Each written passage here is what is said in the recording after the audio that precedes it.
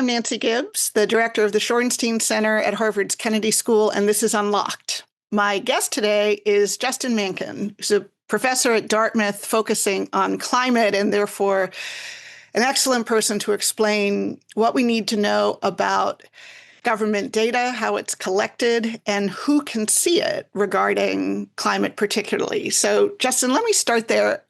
What kinds of climate data has the federal government historically collected? Oh, my goodness. So much data, right? So many of our observations of Earth are owed to federal investment by US tax dollars. So we're talking about satellite missions launched by NASA, providing a host of Earth observations, whether that's extreme precipitation or the amount of water stored in the land, gravitational anomalies throughout Earth's surfaces, the altitude of the oceans themselves as a function of the contributions from glaciers and ice trapped on land in Greenland and Antarctica. These endeavors, these data collection exercises, they are the province of nations. They are generally have historically been beyond the scope of private actors. And so they've really taken a huge amount of investment via our national labs and via our federal agencies. Beyond that, almost every weather forecast that we have, it comes from the federal government. The National Weather Service, which sits under the aegis of the National Oceanic and Atmospheric Administration, NOAA, those bodies sit under the Department of Commerce. And there's a really clear logic for that, right? These weather forecasts are essential to the well-being of the US economy. It has been too important an endeavor to be privatized. And so, any weather app that any listener picks up and uses on their phone, the backbone of those data are National Weather Service forecasts. And that shapes everything from, air travel and transportation to, agriculture to, that touches just about, that weather data must touch just about every aspect of the economy. Yeah, its origins were with, the military enterprise, right? The military industrial complex coming out of World War I and II is how one of the reasons why numerical weather prediction, which is this ability to simulate the fluid dynamics of our atmosphere and make a determination of the likelihood of precipitation and temperature changes, they were so essential to military planning. And the data collection exercise around that, the distribution of meteorological stations in the Northern Hemisphere at military bases around the world, the launching of weather balloons, or what we call radiosonde measures, which give you the vertical profile of wind, temperature, and humidity in our atmosphere. These things are essential inputs into our weather prediction models. And absent those data, we are quite literally flying blind as a society. And is that data collection always preserved? Is it cumulative, or do changing circumstances or changing administrations change both what data is collected and what is accessible?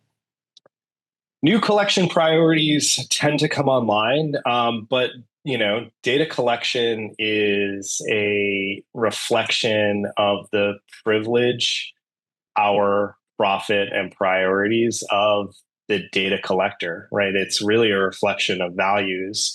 And so those can evolve in time, and data that were once collected gets archived, or new data collection methods come up online owing to new instrumentation or collection techniques.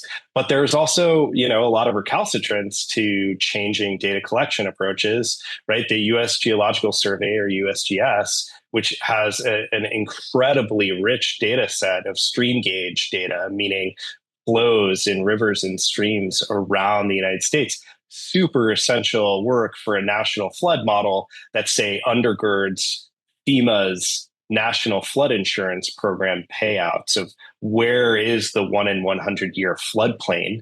Is your house in it or not? Those kinds of data come from, say, stream gauge data from the USGS. And that data collection technique has been essentially the same, owing to a fear that changing it to more modern instrumentation would lead to a bias relative to historical instrumentation that would then need to be corrected in some way. And so, these data collection approaches are constantly being updated, and then instrumentation and change and how that changes measurement accuracy and what that means about, say, inferring long-term changes in something like flood risk. We would need to take that on board in the scientific community. And so there's a tremendous amount of work that thinks about those choices. I, for example, am one of the scientists helping inform drought priorities for NASA's next decadal survey, which is helping inform what are our priorities as an Earth observation community for NASA, what satellite missions and instrumentation should we build, and how does that map to salient data gaps we have here for climate hazards, for example. So if the data collection is sort of both needs to be consistent to be valuable, but also there are new tools and needs coming online at all times, how has data collection changed under this current administration, and what are there changes in what they're collecting, what they're sharing, or both? Both. I think, again, data collection is a function of the values of the data collector. And I think we see pretty clearly what the values are here. By dropping the number of radiosonde weather balloons being launched at various locations around the United States, that is degrading the accuracy of our weather forecasts. By firing flight team leaders for the Hurricane Hunter aircraft platforms, we are degrading our capacity in the National Hurricane Center, NHC, under the National Weather Service, in its ability to accurately forecast the cone of destruction associated with a hurricane making landfall on the Atlantic seaboard, for example. So there is an effort pretty clearly underway to degrade our capacity to make accurate forecasts. In part because there has long been this ambition by the Trump administration and its allies, including during their first administration, to privatize a lot of these endeavors, and to see, say, AccuWeather or some other private weather company kind of picking up the slack and making the American people pay for those weather forecasts so essential to daily life.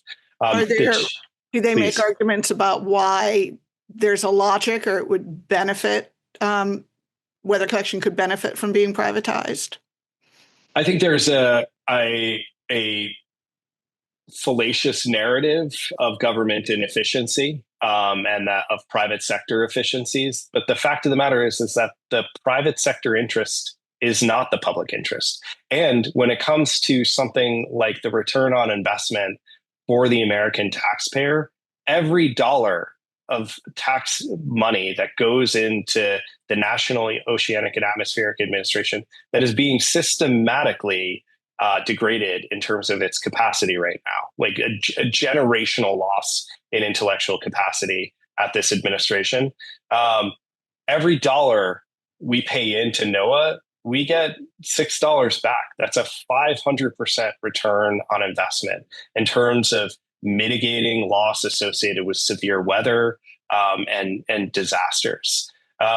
The argument that AccuWeather could provide more accurate forecasts than, say, the National Weather Service, when all of AccuWeather's forecasts, should they exist privately, are based on publicly available and publicly collected data paid for by U.S. taxpayers. I think the argument becomes a bit more of a house of cards. The fact of the matter is that the National Weather Service and the people that work at NOAA are pretty heroic, and they're interested in serving the public to the best of their ability. And I think we see that in the quality of the work that they've done to date to mitigate harm facing the American people.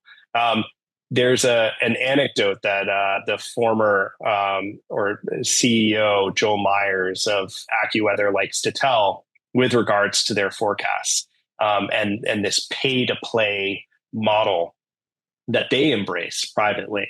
They tell a story, or he tells a story, where there are kind of two trains approaching a convective system that's going to possibly trigger a tornado. So there's a storm system. There are trains on the tracks carrying cargo. Those trains, that rail company pays for enhanced weather forecasts from AccuWeather. So they pay money to that company for the warning to stop the train and let tornadoes pass. They do that. They tell the rail company to stop the train. A tornado touches down, passes over the rail line between two trains, but then marches into a nearby town, killing 12 people, a town that did not pay for that enhanced weather forecast from AccuWeather. I ask you, like, where is the justice in that? Those people could have been saved by that forecast from AccuWeather, given their supposed enhanced weather forecast accuracy. Now, Mr. Myers holds this up as emblematic of the added value of the private sector to numerical weather prediction.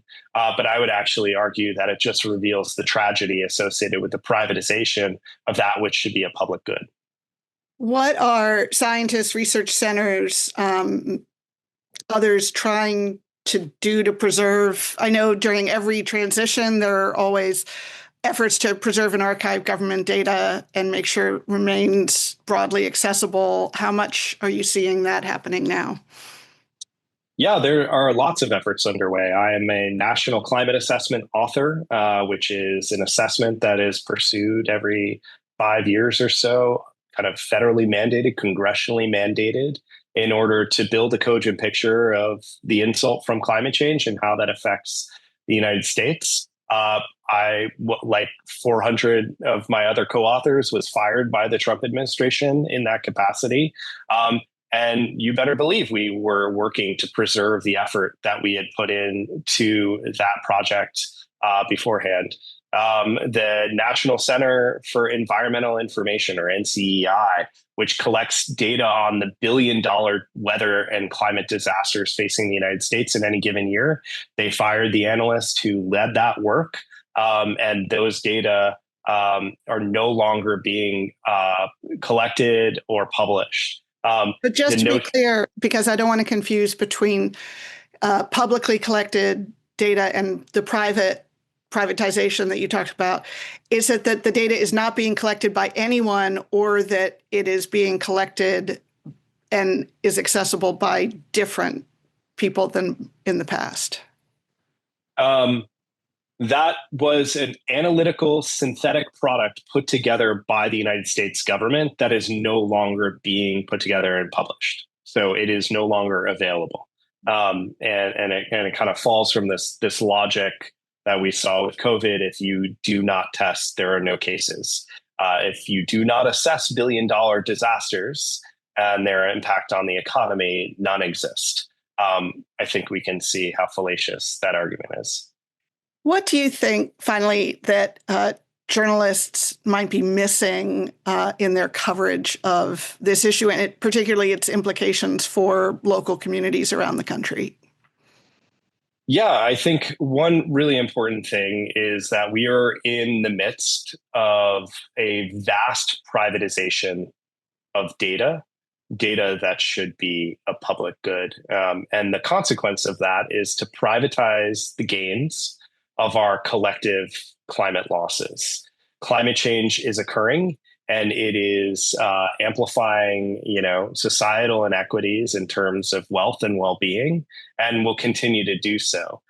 It is also going to create a new class system within that, those who have access to information to mitigate climate risks, whether they be wildfire, floods, droughts, heat waves, and the like, and those that do not, right? And climate change as a hazard simply selects for the most vulnerable among us and it's always going to impact mostly the most vulnerable among us. And this is another way, by creating a privatization of either weather and forecast data or the information to undertake costly and contentious adaptations to climate change, right? Whether that's at the municipal scale or for an individual farmer or rancher in the American West, where does that information come from? How is the trustworthiness of that information assessed? And do you have to pay for it? The idea that we would have this tragedy of being hit with climate losses at the same time that we're masking and privatizing the very data one would need in order to manage those climate losses and mitigate the risk of future ones, I think is a pretty epic tragedy. And that is where the public sector needs to step in to fill an informational gap. Justin Mankin, thank you very much for unlocking the secrets about government data collection and how it in fact impacts people's lives. Thank you for your time. Yeah, my pleasure. Thanks for having me, Nancy.